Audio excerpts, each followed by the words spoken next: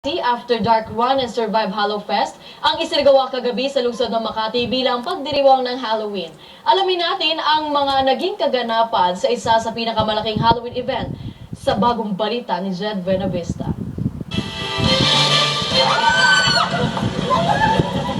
Ganito ang senaryo ng aming naabutan sa kahabaan ng Makati Central Business District. Animoy hambing sa ilang eksena sa sikat na TV series na The Walking Dead. Sino ba naman ang hindi mapapatakbo sa takot kung ganito ang itsura na tatambad sa inyong harapan? Pero hindi lang katatakutan ng hatid ng mga zombies na ito dahil isang challenge ang naghihintay para sa mga kalahok. Ito ang Makati After Dark Run and Survive Hallow Fest, isa sa mga sinasabing pinakamalaking Halloween event sa taong ito. Katuwang ang lokal ng pamahalaan ng Makati, inilunsad ang natuwang event upang magbigay tulong sa mga naapektuhan ng iba't ibang kalamidad na naranasan ng ating bansa. Partikular na sa nangyaring paglindol sa Central Visayas. Hyped up naman talaga ang zombies natin ngayon. So we decided to do a marathon with zombies involved. What can be more fun than a marathon with certain missions, certain plans, and then zombies running after you. And not just any zombies. 3,000 zombies are running after you. But actually, para sa quake victims lang. Kasi sunod-sunod yung calamities natin eh. So we're trying to give everybody a piece of the pie.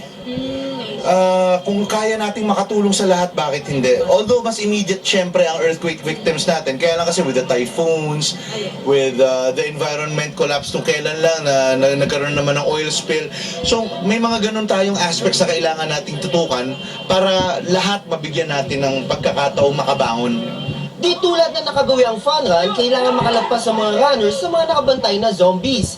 Kailangan din nilang ingatan ang kanilang yellow flag na nagsisilbing lifeline nila. Itong run na to, para siyang zombie apocalypse na type, na ang nangyari, each participant na human, meron silang 5 lives. Ito yung mga life nila, na kapag naubos yon, meaning nun, game over na. Ayun, then ang sabi lang sa amin, just have fun, walang tatakbo para maiwasan na din yung aksidente, and feel the Halloween spirit na lang. So yung mga zombies kasi kailangan wala silang body contact sa so yung goal lang nila is makuha yung flag. Tapos iwasan din nila na madisgrasya yung mga runners and basta ang main goal talaga is yung flag lang talaga. And di ba as zombies, so aambahan lang nila, tatakutin lang nila yung mga runners. Halo-halo naman ang naging reaksyon ng mga tao. May natakot, nagulat, kinabahan at meron din namang nabuong bagong pagkakaibigan. Pero ang pinakamalaga ay nag-enjoy lahat ng kasali. Kasama na rin ang mga taong nakasaksi sa kakaibang fun run na ito. This is the first time that I attended for the fun run, and I love the fun run with daylight, not this one. I'm not expecting this kasi my eldest son told me na may fun run. So sabi ko, go. I don't know na it's zombies fun run pala. Hindi na ako sige, go na lang. So do you enjoy it, Mom? Sobra. It's so tiring pero very fun naman. Ano masabi sa event na ginagawa ngayon? Do you find enjoy ba? Medyo kakaiba siya. Kakaiba kasi sa world pa ng Makati, tas may zombie. Do you find interesting? Scary ba yung mga nag-ano sa'yo?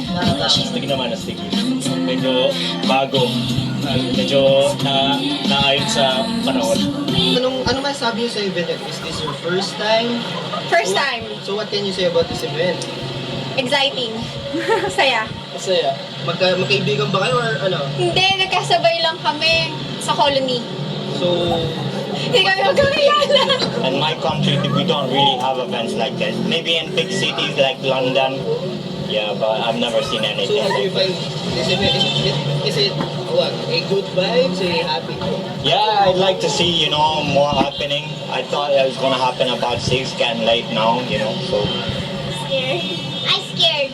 Why? I scared. You don't like zombies? Yeah. How about you? Yeah, just little. Hindi naman magugutom ang mga dumayo dahil meron ding night market sa lugar. At dahil marami na ring taong pumunta doon, sinamantala na ng iba ang pagkakataon para maghanap buhay. Para kumita, minsan lang kang pagkakataon na to eh. Madaming tao. Sayang naman. Sa pagtatapos ng event ay kitang-kita na naging matagumpay ito. Kaya't lubos na nagpapasalamat ang ipinabot ng mga organizers sa mga nakisaya at nakilahok. Sa mga nakilahok, maraming salamat po sa suporta ninyo. Malaking tulong po ito sa ipinaglalaban naming tulong para po sa mga nangangailangan, lalong-lalo na po yung mga medyo na-damage po ng mga nakaraang calamities natin. From deep part po ng heart namin, in behalf of all the other organizers, thank you very, very much for this whole heart support and all-out support. Thank you po. Jed Buenavista, News Team 13. Bravo!